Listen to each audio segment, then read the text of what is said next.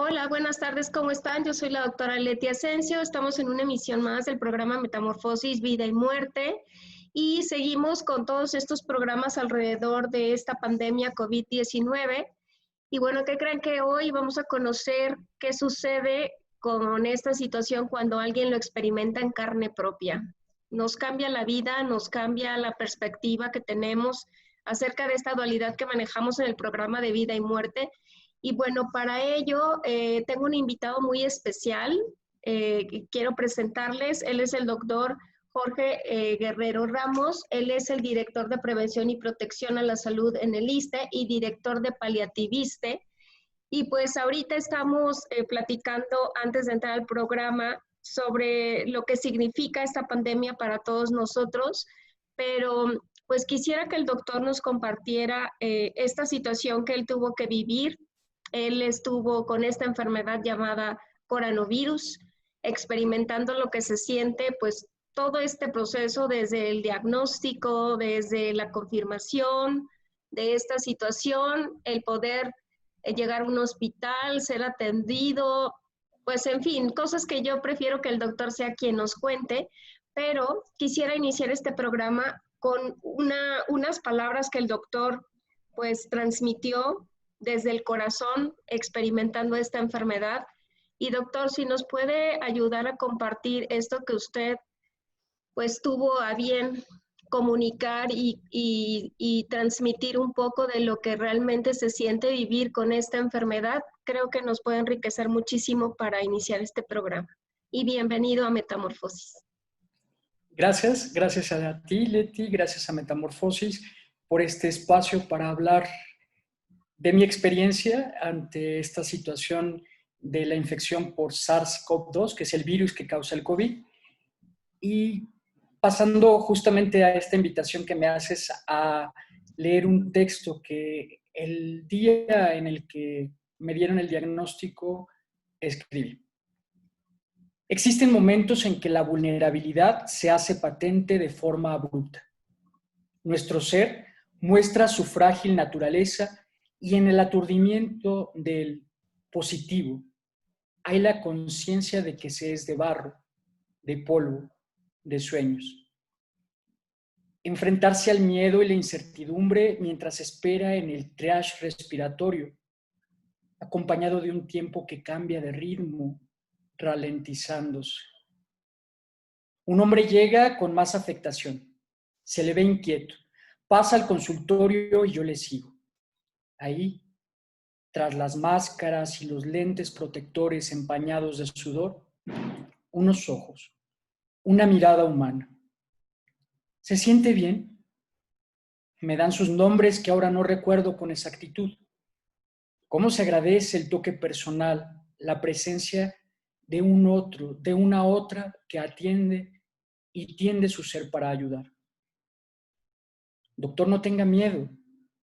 Escuché en tanto que una o dos lágrimas se asomaban al pensar en mi familia.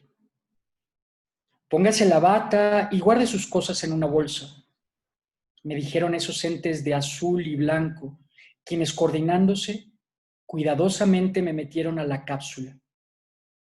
Dentro de este féretro transparente se escucha diferente. Se ve desde una perspectiva que deforma las imágenes y altera las voces. Unas manchas minúsculas de sangre me recuerda que otros seres humanos estuvieron ahí. ¿Cómo estarán? ¿Viven? ¿Han muerto? Cierro los ojos y agradezco el estar vivo. Esa gratitud por la gratuidad que desvela la enormidad de los gestos cordiales, de la atención y el cuidado, de los pequeños detalles, de los que dan un poco de sí con cada persona que atiende. A cada uno de los profesionales de la salud que están ahí atendiendo a los demás, gracias, gracias infinitas por no dejar solo a quien se experimenta desnudo en la carne y en el alma. Bendito sea.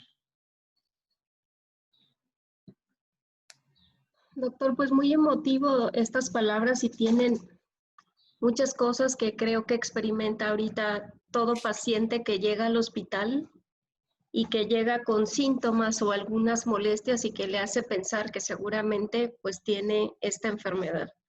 Pero quisiera partir de esta frase inicial que usted hablaba sobre la fragilidad, esa fragilidad como el barro, como el polvo y como los sueños que ahorita usted mencionaba. ¿Usted se sintió frágil en el momento en que le dieron el diagnóstico de COVID-19? Definitivamente.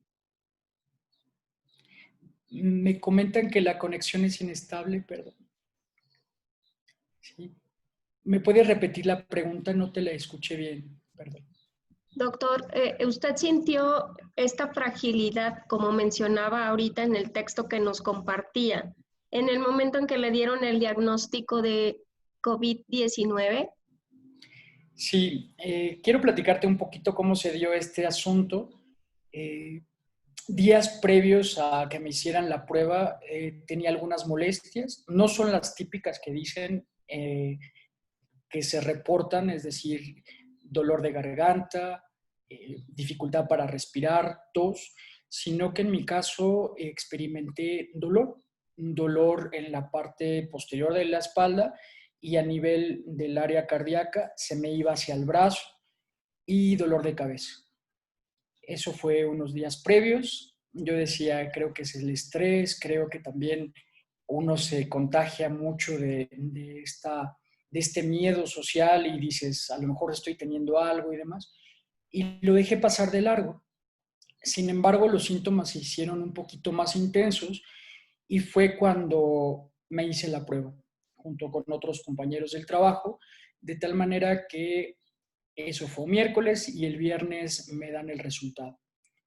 Ya para ese viernes, caminar a media distancia, necesitaba pararme y eso me pareció muy peculiar. Nunca tuve tos, fiebre de grado muy bajo, lo que sí mucho malestar general y debilidad. Y el dolor de pecho se hacía más frecuente. Entonces, en el momento en que me dan el resultado de positivo, ese choque del que me comentabas, pues la sensación de vulnerabilidad, ¿no? Entonces, tal como lo expresaba, el tiempo se para y lo primero que piensas, ¿seré yo de las próximas personas que evolucionen mal o quizá moriré? ¿No? Entonces, es una reacción primaria que te paraliza y que después buscas respuestas, ¿no? En ese momento hice una lectura de lo que había pasado los días previos y dije, ok, creo que lo que estoy experimentando es fruto de la infección, ¿sí? Y como te digo, no fue una infección que se expresó de manera clásica, ¿sí? Con todos los signos y síntomas. Sin embargo, ese día acudí a atención hospitalaria y fue donde sucede esto que te platicaba, ¿no? Que fui atendido en lo que se llama el triage respiratorio. Ahí es un espacio que los hospitales han convertido para que las personas que llegan exclusivamente con problemas respiratorios lleguen ahí y se defina si tienen que ingresar al hospital, son manejados en casa o demás, ¿no? Doctor, ¿por qué deciden que sí tiene que ingresar al hospital? Nos hablaba de esta cápsula, de este como ataúd transparente, que fue como una sensación seguramente diferente o extraña porque pues no se había utilizado eso aquí de manera muy frecuente, pero sí es entrar en esa cápsula y ver pues a todos, como decía, con los cascos, con los gogles y solamente ver los ojos. Y eso cuando no se permite ver los ojos, sabiendo que no es pues un extraterrestre que vino por acá, sino una persona que está pues en ese momento tratando de brindar su mejor eh, intención de apoyo y de ayuda para nuestro estado de salud, ¿no, doctor? Sí, justamente es una situación muy surrealista, ¿sabes? Porque lo ves, lo trabajas, lo escribes, lo vivencias de muchas maneras y sabes que está sucediendo, pero cuando eres tú el que está atendiendo la consulta, cuando tras de ti hay otro paciente que viene grave y que viene con dificultad respiratoria, cuando llegas y te dicen prácticamente lo poquito que se ve a través de unos goggles, de una mascarilla, siéntese, qué ha pasado, dígame, y te toman los signos vitales y el oxígeno a través del oxímetro y te van preguntando, dices, sí, sí está sucediendo, ¿no? Es como un embotamiento mental y te das cuenta que la realidad cambia, ¿no? Recuerdo perfectamente que me dicen, ponte la bata, quítate la ropa, pon las cosas en un... Y yo decía, ¿en qué momento le aviso a mi familia que estoy acá? Y de repente escucho que un señor estaba grave, que tenían que intubarlo, que tenían que colocarle un ventilador para que pudiera respirar. Y los compañeros del Centro Médico Nacional 20 de Noviembre, que agradezco profundamente su generosidad y su trato humano, me piden que como soy un paciente con ya el diagnóstico de COVID, para no contaminar a otros, me meten en una camilla, en una tabla de las que usan en urgencias y te meten a la cápsula.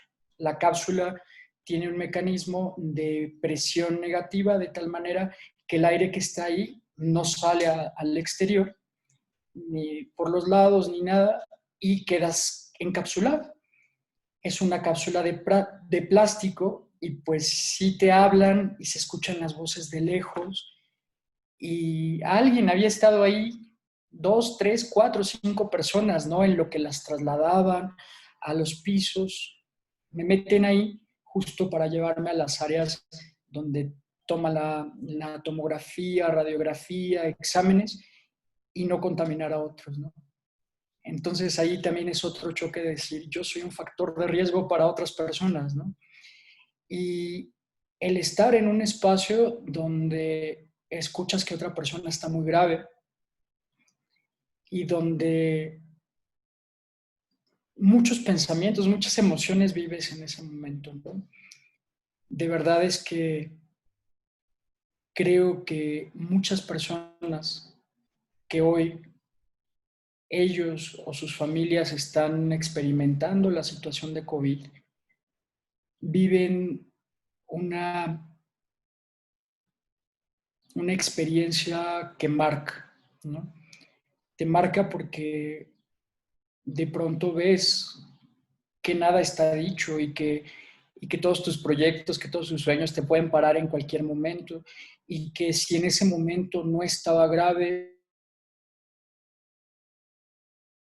podía suceder, como suceden tantos, que en el transcurso de horas o de días se complican. Y yo solo pensaba, decía, mi familia es de Jalisco, ¿sí? De un pueblo que se llama San Martín de Hidalgo. Yo decía, lo único que quiero es volver a verlos. Y la angustia era decir, ya no vuelvo a ver a mi madre, a mis sobrinos, a mis hermanos, mis cuñados, mi familia, y solo les entregan de mí una caja con cenizas porque ni siquiera pueden visitarme si me complicara o demás, ¿no? Todo eso que una persona experimenta cuando te dan una noticia que no es positiva, ¿no? Cuando te comunican una situación que es crítica y que en el momento, independientemente de que evolucione mal o bien, como es mi caso, que evolucionó muy bien, pues el impacto está, ¿no? Y esa es la experiencia que yo viví, Leti. Hay una frase que le preguntó el médico y que ahorita usted nos mencionaba, doctor, y tiene que ver con todas estas emociones. El doctor le preguntó o le dijo, doctor, no tenga miedo, pero el miedo es una respuesta humana, ¿no, doctor? Y ante estas condiciones creo que es inevitable sentir miedo, porque es miedo a lo que puede pasar y a todo ese trayecto de vida que apareció en su cabeza seguramente en qué va a pasar conmigo, qué va a pasar con mi familia, hasta dónde puede llegar todo esto y el pensar también en algo que luego no queremos pensar, pero es la muerte, en qué puede llegar y cómo va a llegar en estas circunstancias en las que estamos viviendo. Pero se siente miedo, doctor, ¿y miedo a qué? Se siente mucho miedo porque yo todavía ese día estaba trabajando, así, con las medidas de protección, el lavado de manos, el alcohol en gel, mi cubrebocas, la sana distancia, pero en un momento una llamada con la que me confirman el diagnóstico me paraliza y ordena las prioridades de otra manera, ¿no? Entonces tomé el coche y me dirigí al hospital y el miedo principal que te transmitía es decir, estoy solo. ¿A quién le platico que tengo esta situación? Le platiqué a varios amigos, pero al final mi familia está lejos, ¿no? Y el miedo principal era a no volver a verlos. Ese fue lo que recuerdo como con mucha claridad, de decir, es el afecto humano lo que más quiero en este momento. ¿Sí? Ya estando ahí, en este proceso de ir elaborando la noticia, dices, sí me está pasando, ¿sí? Y recuerdo que cuando me dijo el médico, era porque yo traía los ojos rojos y estaba llorando. Pensando eso y pensando en que la muerte es una realidad humana y que todos estamos muy cerca de ella, ¿no?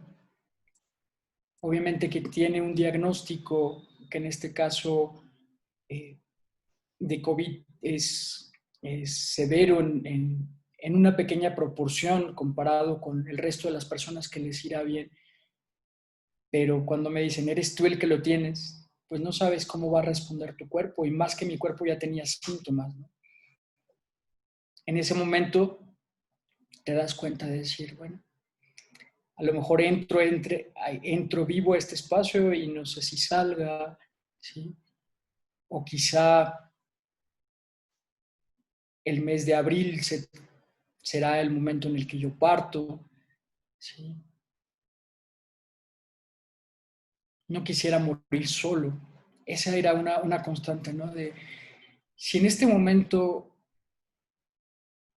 la vida, Dios, tiene para mí determinado mi momento de muerte, yo lo único que quisiera es no morir solo, ¿sí? Quisiera poder decirle a los que amo que los amo, quisiera ver a mi madre, ver a mis sobrinos, y esa sensación de decir, no van a estar, ¿sí? Era lo que generaba miedo, angustia, ¿sí? Una angustia que se percibe en el cuerpo, que incrementó mi sensación de falta de aire.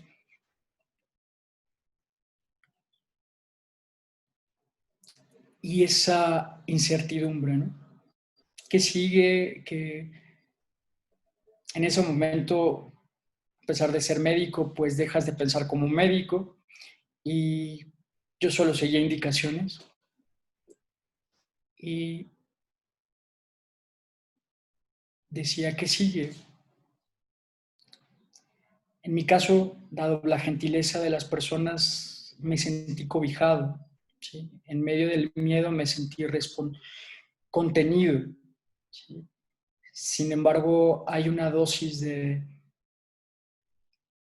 soledad en ello. Y pienso que es lo mismo lo que les ocurre a tantas familias que el otro día un amigo así lo expresó, me dice, yo entregué a mi padre al hospital.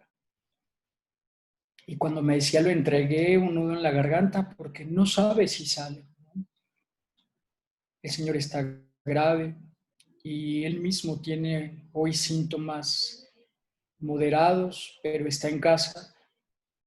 Y cuando dices lo entrego es como abandonarte a que yo no puedo atenderlo en mi casa porque requiere una atención muy particularizada y lo entrego. Pero ese entregarle ya no sabe si es la persona viva, la persona que amas a quien te van a devolver, ¿no? Creo que eso es lo que hace que esta experiencia de la pandemia sea tan particular. Hoy los gestos más cercanos, como el tocar a alguien, el abrazarlo, ¿sí? Pues no se pueden dar. La visita de tu familia, todo eso ha cambiado, ¿no? El escenario en el que acompañas a las personas, el escenario en el que te comunicas, la misma experiencia de la muerte, ¿no? Hoy las personas mueren solas porque su familiar no puede entrar al espacio de terapia o al espacio hospitalario por el riesgo de una infección.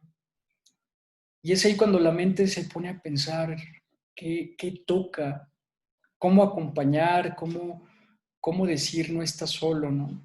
Particularmente a los que nos dedicamos a esto de los cuidados, para los cuales es tan importante la palmada, el gesto, el expresar a través de la cara, de la gesticulación, y ahora tienes algo que te tapa el 80% de tu cara y que no puedes expresar, ¿no? Creo que la vivencia en general, la vivencia de tantas y tantas personas, de tantos y tantos lugares, de países y demás, es común en eso, ¿no? Hoy una enfermedad concreta nos cambia la manera de relacionarnos y nos cambia la manera de vivir y nos cambia la manera incluso de morir, ¿no? Doctor, esto ha cambiado. Usted se dedica a promover los cuidados paliativos, que es una disciplina que acompaña en todo el proceso de enfermedad y en todo el deterioro que puede dar una enfermedad crónico-degenerativa avanzada, pues a que tenga un final tranquilo, un final en paz. Pero ahora estar en una posición diferente como paciente le hizo cambiar su perspectiva de vida y de muerte que tenía antes de la enfermedad. ¿Esta cambió? Sí, Leti, sí. Creo que los que nos dedicamos a acompañar procesos de vida y de muerte tenemos algo en particular.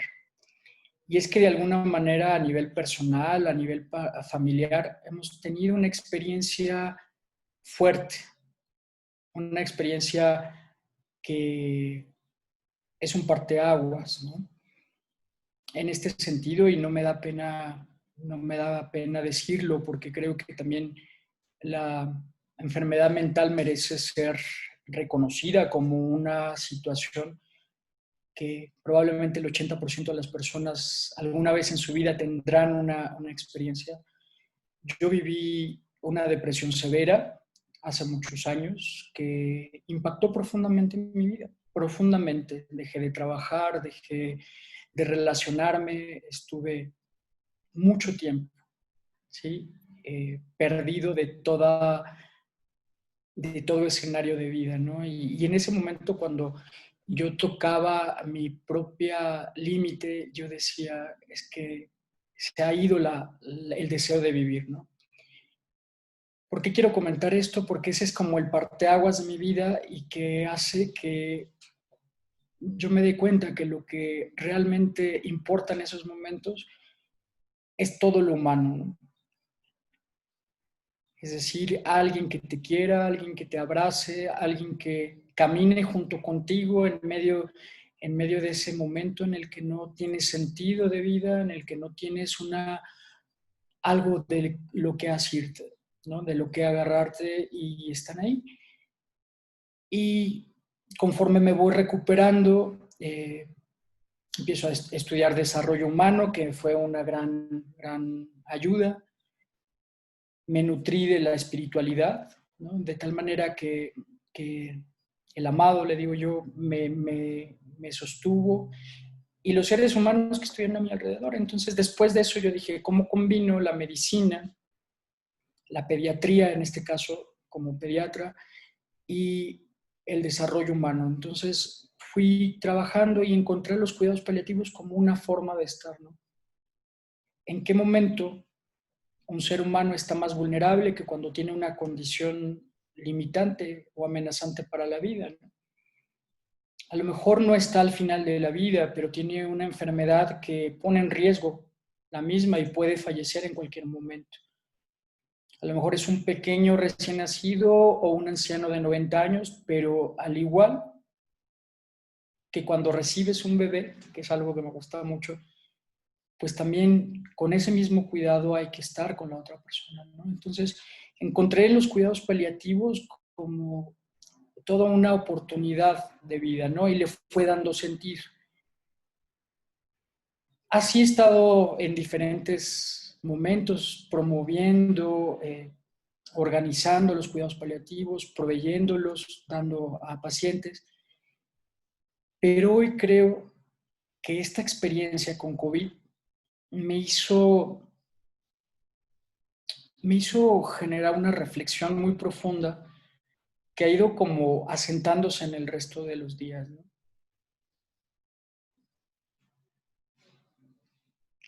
Por primero es agradecer.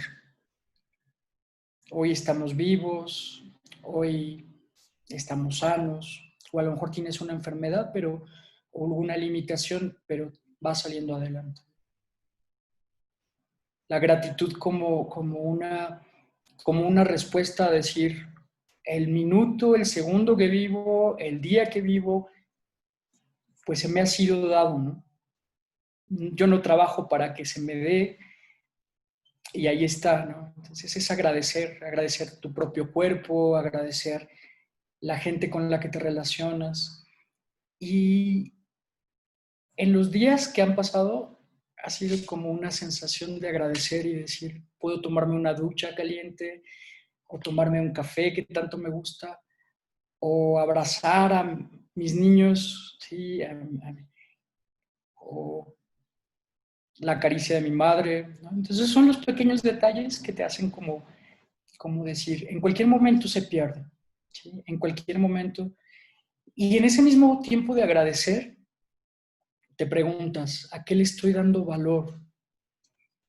En mi jerarquía de valores quizá está el trabajo, quizá está el tener éxito, quizá ser, eh, tener una relación profesional. Y yo me preguntaba, ¿realmente es lo más importante? ¿Sí? Entonces, te digo, sí cambió porque fue la primera sacudida. En segundo momento me doy cuenta de la necesidad de compasión. Y seguramente lo has hablado en otros espacios o en otros programas. La compasión como una actitud. No es la de decir, ay, pobrecito, sino que te das cuenta empáticamente que otra persona tiene una situación de sufrimiento y haces algo por eso. No te quedas con la conmiseración, sino que dices, ok, puedo ayudar estando, escuchando, llamándole por su nombre, o administrando un medicamento para el dolor, o haciendo una llamada, qué sé yo, ¿no? Entonces, la compasión como empatía en acción es algo que a mí me sacudió y tú sabes que es como el núcleo de los cuidados paliativos y de decir, ok, estamos ante una pandemia, un nuevo virus, ¿sí? Una estructura, un microorganismo que ni siquiera está vivo, ¿sí? En la definición de vida, y sin embargo que ha puesto en jaque a toda la humanidad y ha paralizado y demás, y hay una respuesta epidemiológica y todos pensamos en tratamientos y los ventiladores y al final la pregunta es, ¿estamos siendo compasivos con los humanos? El ser humano que está enfermo, el ser humano que es familia de otra persona que está enferma, las personas que tienen alguna condición y que se quedan en casa y que escuchan que si tienen más de 60 años o que si tienen diabetes o si son gorditos o esto, el miedo que han de sentir de decir, ok, me están diciendo todo el tiempo que yo puedo ser el próximo, ¿no? Los niños, que nadie les explica qué está pasando y que a lo mejor en la noche ya no pueden dormir o tienen ansiedad porque ya no ven a sus compañeros. Entonces, en medio de tantas cuestiones científicas, epidemiológicas, las curvas, las, las, las variables y cuántos casos nuevos, cuántos casos, etcétera, la pregunta es, ¿somos compasivos? ¿Somos cuidadosos con nosotros? Y la tercera situación que me ha llegado a una reflexión profunda, la solidaridad. La solidaridad como esta relación humana que comprende que si no nos cuidamos unos a otros, no subsistimos. Si no cuidamos del más vulnerable, de la persona que tiene una condición que requiere de un cuidado particular, o la solidaridad que dices, yo me pongo el cubrebocas y me lavo las manos también para protegerte a ti, ¿sí? La solidaridad que implica decir, ¿cuánta gente ahora con un paro económico como es el vete a tu casa y se cierran negocios, se cierran fábricas, escuelas, está viviendo una necesidad económica y toda la gente que trabaja para el día a día, para, para llevar el alimento a su familia, ¿qué hace? ¿Cómo lo hace? ¿No? Entonces, a mí me parece, y lo decía en algún momento, que es un tiempo de una revolución. Y así como una revolución cambia y transforma, es una oportunidad para una revolución de la conciencia, de decir, ¿qué estoy haciendo por los otros? Entonces, gratitud, compasión y solidaridad son cómo se va tamizando, cómo se va procesando la experiencia en mi caso, ¿no? Entonces, sí cambió. Doctor, le quiero preguntar algo que mencionó que tiene que ver con la espiritualidad. Ahorita que nos compartía que presentar una enfermedad también emocional como la depresión, pues nos lleva a pensar en muchas cosas y realmente uno se siente fatal y añoramos la muerte cuando estamos experimentando una depresión muy fuerte.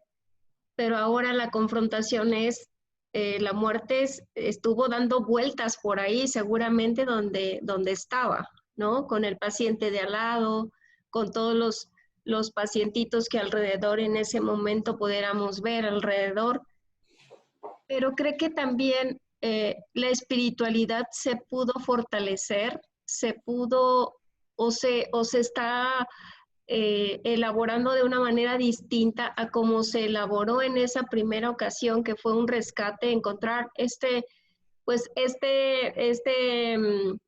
digamos, curso formal de desarrollo humano que nos enseña muchas cosas y más que otra cosa a ser humano, que esta es la esencia de este tipo de estudios, pero ahorita enfrentando esta situación del COVID-19, se fortaleció, cambió o algo tuvo que ver porque el ser humano necesita agarrarse de algo cuando las situaciones humanas nos sacan de ese balance o de esa zona de confort donde habíamos estado viviendo mucho tiempo. Cuando llegan momentos difíciles y entramos en una crisis como la que estamos ahorita, que es física, pero también social, pero también económica, pero también emocional, que en realidad es una crisis general. Esta espiritualidad, ¿cómo funciona? Y si tuvo oportunidad o tiene oportunidad de decir, la voy a cambiar, la voy a fortalecer, o de ahí me agarro, porque es una de las herramientas con las que podemos nosotros navegar en esta crisis tan difícil, ¿no?, que estamos viviendo. Muchas gracias por preguntar eso, porque definitivamente la espiritualidad como componente humano es lo que puede darle sentido y trascendencia. Y me voy a permitir explicar brevemente qué entiendo por espiritualidad, porque de pronto pudiéramos decir que es religión la religión forma parte de la espiritualidad, pero no lo es todo. Y así como soy una biología, un cuerpo, órganos, células, moléculas, también tengo emociones, pensamientos, sentimientos, cogniciones, y también tengo relaciones en una familia, en una comunidad. Pero precisamente aquello que nos conecta, para mí eso es la espiritualidad.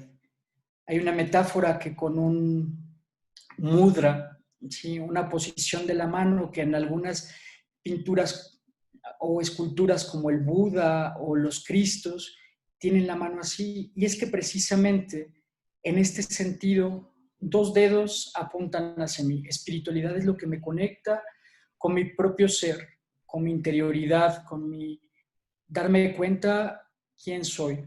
Meditación, yoga, oración, la propia respiración que te hace sentir vivo, la conciencia de tu cuerpo, etc. Dos dedos apuntan hacia los otros y a las otras. La solidaridad, la compasión, la ayuda, la escucha, la presencia, eso me conecta con los otros y eso es espiritualidad también. Y eso es lo que nos hace eminentemente humanos. Y un dedo apunta hacia arriba y es precisamente esta conexión con lo trascendente. Llámese Dios. A mí me gusta llamarle amado porque es quien le va dando sentido a mi existencia. Y ese puede ser el universo, puede ser el destino, llámele como le llames, pero es lo que te lanza a preguntarte, ¿para qué estoy aquí? ¿Qué misión tengo? El día de hoy, ¿qué hice diferente que me hizo trascender? Es lo que te hace a ti estudiar psicología y un doctorado y estar en cuidados paliativos, porque realmente te retribuye algo. O lo que a mí me hace hoy compartir esta experiencia, porque también es una forma de conectarme con lo otro, lo trascendente, lo que tiene mayúscula, ¿no? Entonces, en ese sentido, sí veo muchas diferencias como la experiencia que tuve hace ya casi 15 años y al Jorge que hoy vive esto, ¿no? En aquel momento fue algo que yo fui encontrando o que me fue encontrando a mí también y que me rescató. Hoy está ahí como una fortaleza. Entonces llega un momento en el que dices, me abandono, necesito abandonarme, necesito confiar, ¿sí? En que aunque me sienta solo, estoy sostenido. Aunque haya silencio, aunque haya noche, la misma sed me alumbra. Hay un texto de San Juan de la Cruz que dice, de noche iremos, que para encontrar la fuente solo la sed nos alumbra. Y si yo tengo sed es porque hay algo que los hacía, ¿no? Entonces, esta experiencia de estos días y después de que esa noche me evaluaron los médicos y me dijeron, Jorge, puedes decidir quedarte en el hospital y que te verifiquemos si te complicas en las próximas horas, o vas a casa, está cerca del hospital, cualquier cosa nos llamas, con todas las medidas, decido irme a casa, presento síntomas leves a moderados.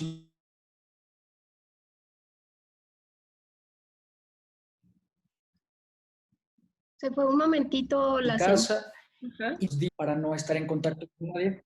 ¿Perdón? No te escuché, perdón. No, se fue un poquito la señal, pero nos estaba comentando que decidió ir a casa y Ah, está sí, un poquito con todas sí, las medidas indicadas seguramente, pero creo que hipervigilante, puedo decir yo. claro, claro, en un estado hiperalerta que te mantiene atento a cualquier sensación corporal y de decir, es que el dolor de cabeza está subiendo y es que la respiración se limita, creo que está pasando, o traes todo el tiempo el oxímetro, entonces te pones hiperalerta, eso forma parte. Pero cuando van pasando los días, cuando empiezas a comunicarte con los otros y les empiezas a decir, bueno, ya me estoy sintiendo mejor y demás, viene otro proceso donde ya lo físico, quiero mencionar que en esos días sentía la necesidad de poner la experiencia en algo concreto y el activismo que a veces vivimos, ¿no? Toda este hacer y hacer y hacer que forma parte de la vida y que es una de las cosas de las que me doy cuenta que en mi caso concreto me perdía en el hacer o me pierdo en el hacer y muchas veces olvido el ser, que a veces es solo ser, ¿no? Y me puse a escribir una guía que junto con otros profesionales, gracias a ti también que colaboraste de manera muy profesional,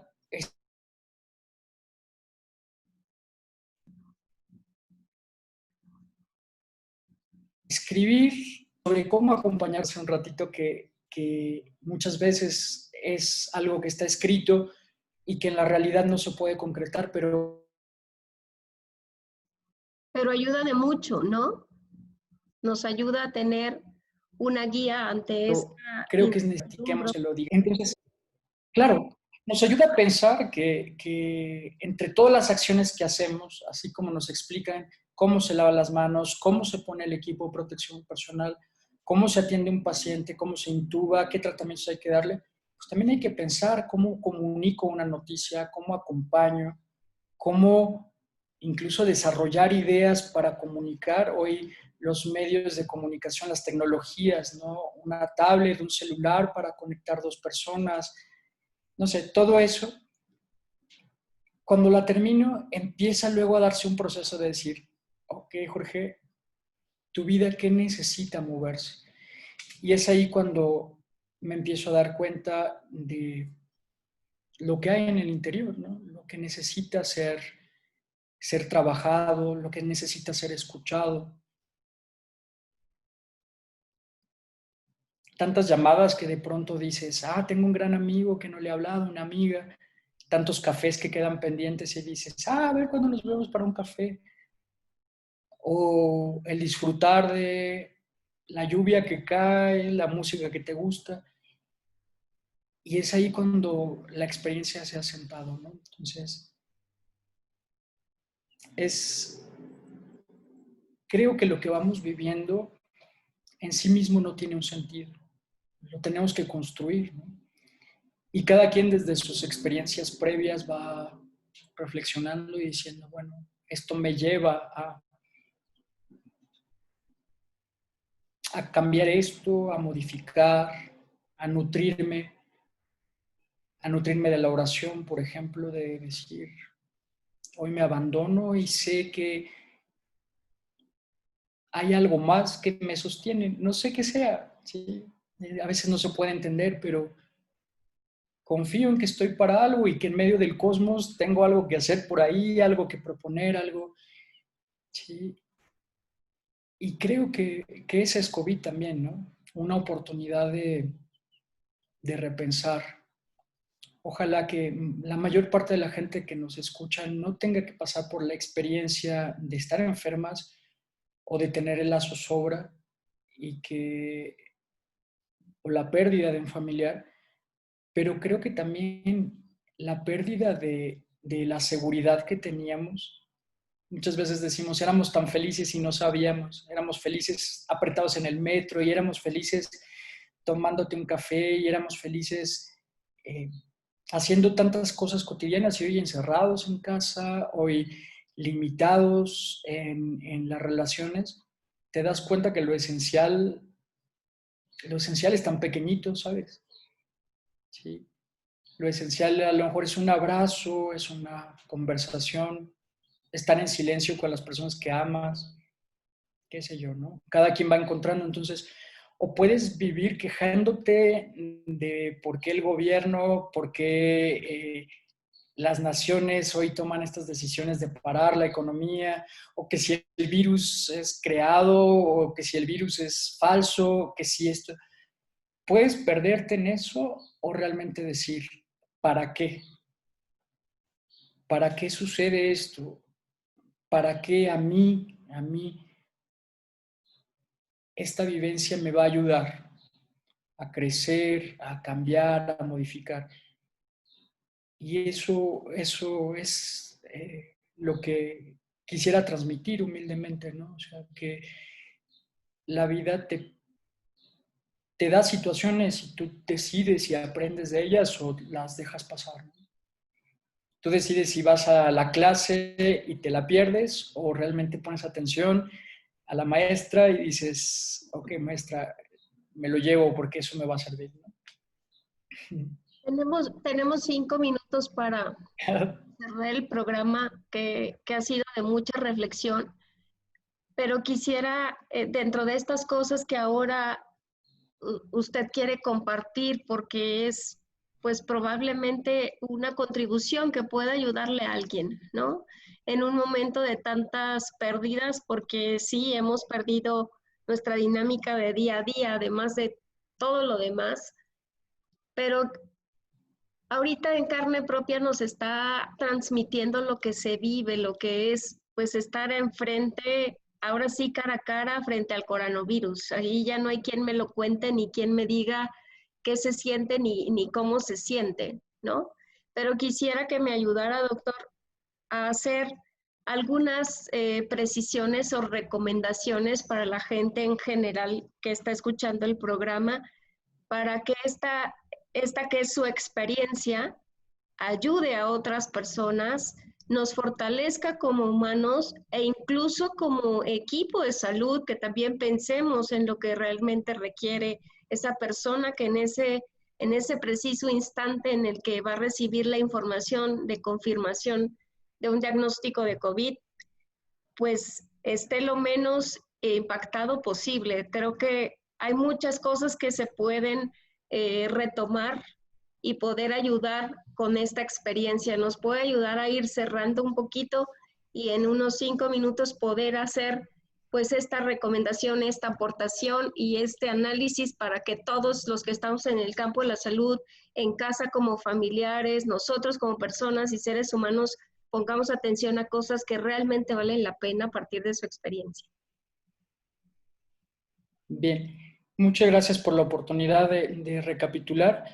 Voy a empezar con lo que dijiste al último, el personal de salud, ¿no? Tanto tú como yo y muchas personas que están ahí en la trinchera como enfermeras, enfermeros, médicos, psicólogos, camilleros, la gente de limpieza, hoy vive una realidad y vive con esa incertidumbre del miedo, de decir, no puedo contagiar, las presiones en cuanto al trabajo que se ha multiplicado y demás. Creo que para ellos en particular es cuídate.